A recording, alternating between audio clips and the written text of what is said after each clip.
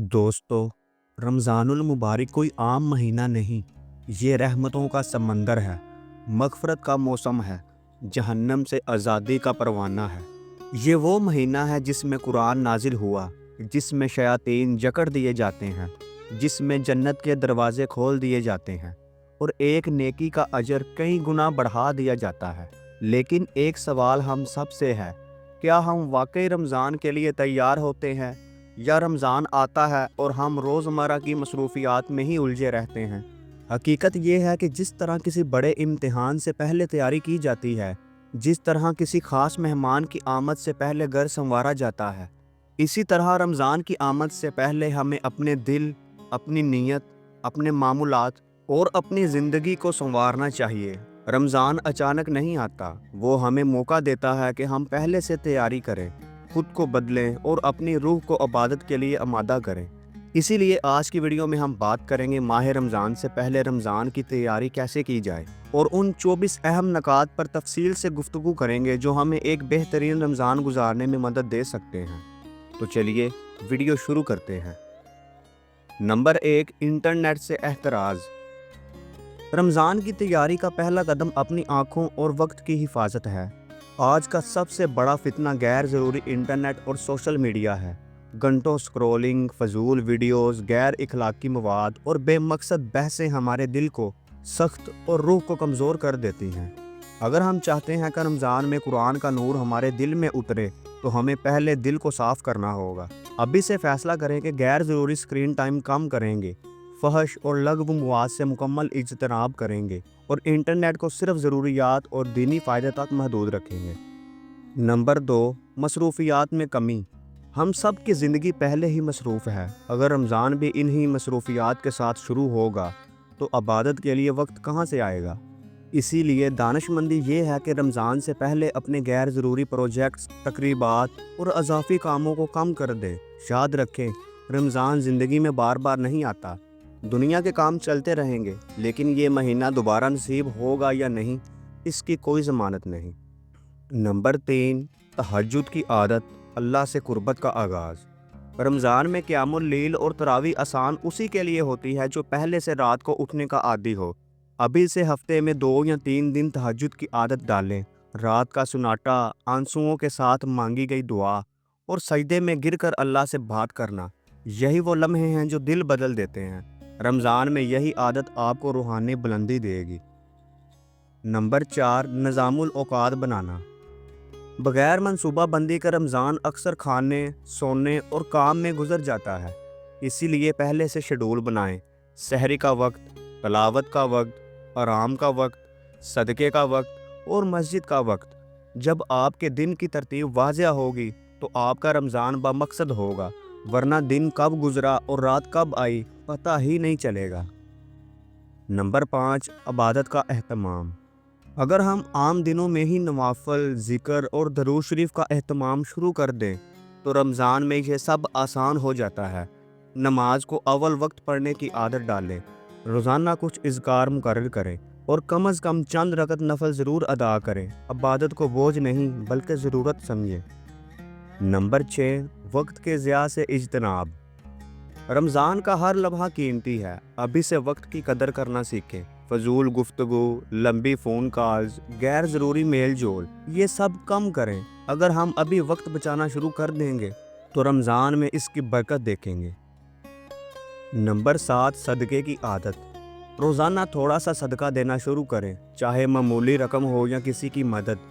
सदका दिल को नरम करता है और गुनाहों को मिटाता है। रमज़ान में सदक़े का अजर कई गुना बढ़ जाता है, इसीलिए अभी से दिल को सखावत का आदी बनाएं। नंबर 8, तिलावत कुरान। रमज़ान कुरान का महीना है। अगर हम अभी कुरान से जुड़ जाएं तो रमज़ान में ख़त्म करना आसान होगा। रोज़ाना कम से कम एक रुकू या एक पारा पढ़ने की नीयत करें। सिर्फ पढ़ना नहीं, समझने की भी कोशिश करें। नंबर 9, कामों की तंजीम।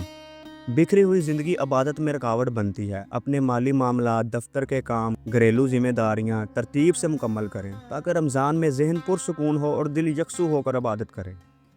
नंबर 10, ख़रीदारी पहले मुकम्मल करें। रमज़ान के कीमती दिन बाज़ारों में ना गुजर जाएं। पहले से ख़रीदारी मुकम्मल करें ताकि आखिरी अशरा ख़ास तौर पर इबादत के लिए महफूज रहे। نمبر 11، مسجد سے تعلق مضبوط کریں۔ نماز باجماعت کی پابندی شروع کریں۔ مسجد کا ماحول دل کو نرم کرتا ہے۔ جو شخص ابھی سے مسجد کا عادی ہوگا وہ رمضان میں تراویح اور اعتکاف سے لطف اٹھائے گا۔ نمبر 12، بچوں کو صدقہ سکھائیں۔ اپنے بچوں کو رمضان کی اہمیت سمجھائیں، انہیں صدقہ دینے، روزہ رکھنے اور قرآن پڑھنے کی ترغیب دیں۔ رمضان صرف آپ کے لیے نہیں، پوری نسل کی تربیت کا موقع ہے۔ نمبر 13، قیلولہ کا اہتمام۔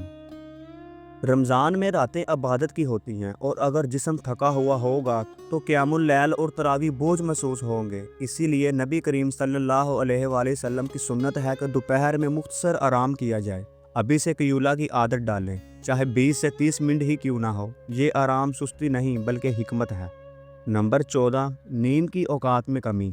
ہماری سب سے بڑی کمزوری آرام طلبی ہے۔ رمضان میں سحری کے لیے بھی اٹھنا ہے، تہجد بھی پڑھنی ہے، تراویح بھی ادا کرنی ہے۔ اگر ہم ابھی سے اپنی نیند کے اوقات میں تھوڑی سی کمی کر دیں اور خود کو جلدی سونے اور جلدی جاگنے کا عادی بنا لیں تو رمضان میں یہ سب آسان ہو جائے گا۔ نمبر 15، گزشتہ روزوں کی قضا۔